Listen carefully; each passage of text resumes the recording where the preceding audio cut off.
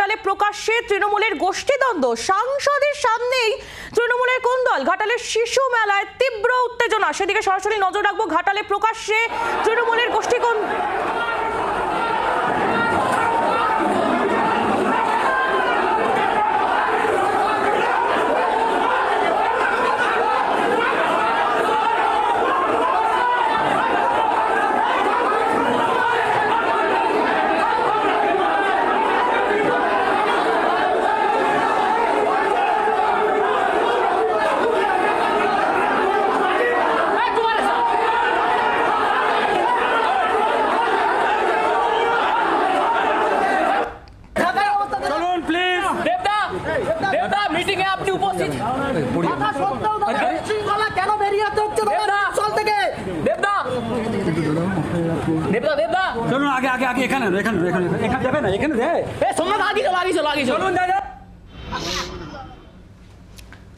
চম্পক দত্ত আমাদের প্রতিনিধি রয়েছেন আমাদের সঙ্গে টেলিফোন লাইনে। চম্পক, কিন্তু একেবারে হাতাহাতির পর্যায়ে চলে গিয়েছে, কি ঘটনা ঘটেছে সেখানে, কেন এই গোষ্ঠীদ্বন্দ্ব?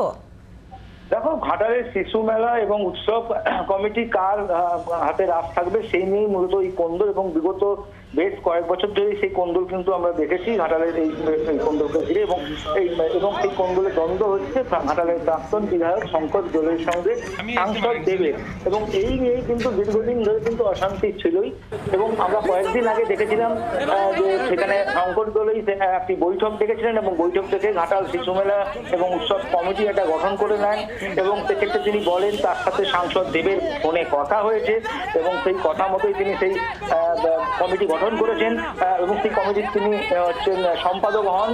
কিন্তু পরবর্তীকালে দেখা যায় যে সাংসদ প্রতিনিধির সাথে আমরা কথা বলি, তিনি বলেন যে এই বিষয় সম্বন্ধে তিনি কিছু জানেন না, এবং সাংসদ দেব জানেন বলেও তিনি জানেন না, এবং তাদেরকে টাকা পর্যন্ত হয়নি। এরপরেই দেখা যায় যে হঠাৎ করেই যে আজকে সাংসদ দেব কিন্তু আজকে একটা এই ঘাটাল শিশু মেলা উৎসব কমিটির জন্য কমিটি গঠনের জন্য একটা বৈঠক আজকে ডেকেছিলেন, এবং সেই বৈঠকে কিন্তু উপস্থিত হয়েছিলেন সমস্ত বিপক্ষের সবাই। এবং তারপরে যেটা জানা যাচ্ছে, সাংসদ দেব এসে পৌঁছানোর সঙ্গে সঙ্গেই তার আগে সেখানে কিন্তু ঘাটাল যে অরবিন্দ স্টেডিয়াম রয়েছে সেখানে দুপক্ষের মধ্যে ব্যাপকভাবে সংঘর্ষ শুরু হয়ে যায়। দুপক্ষের মধ্যে লাঠালাঠি, এবং বেশ কয়েকজনের মাথাও ফেটে গিয়েছে, তারা জখম হয়েছেন লাঠির আঘাতে, এবং ব্যাপক উত্তেজনা তৈরি হয়। তৃণমূলের দুই গোষ্ঠীর সংঘর্ষের মধ্যে কিন্তু চরম উত্তেজনা আজকে ঘাটাল যে অরবিন্দ স্টেডিয়াম চত্বর সেটা বলা যেতে পারে।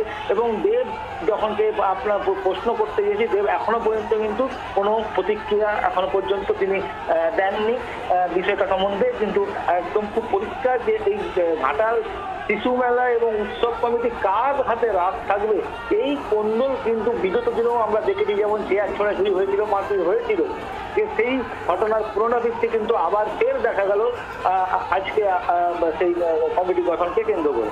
চম্পক, ধন্যবাদ। চম্পক দত্ত আমাদের প্রতিনিধি ছিলেন আমাদের সঙ্গে।